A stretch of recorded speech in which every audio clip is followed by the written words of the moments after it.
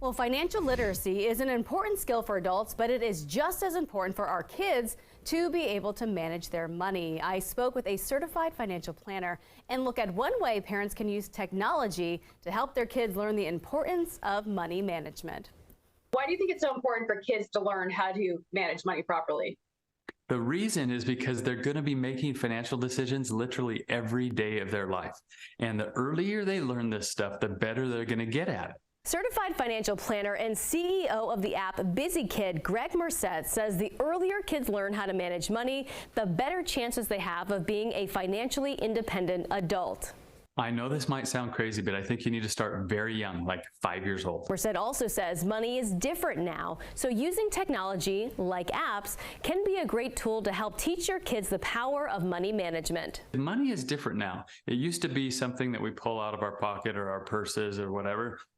It's paper, it's coins. Now it's not like that. It's literally invisible. Take the piggy banks and the envelopes and all that old school stuff, throw it out the window. Use digital. One app that may help is BusyKid. Parents give their kids weekly chores on the app. Then, at the end of the week, if all the tasks are complete, they have their payday. Kids get it.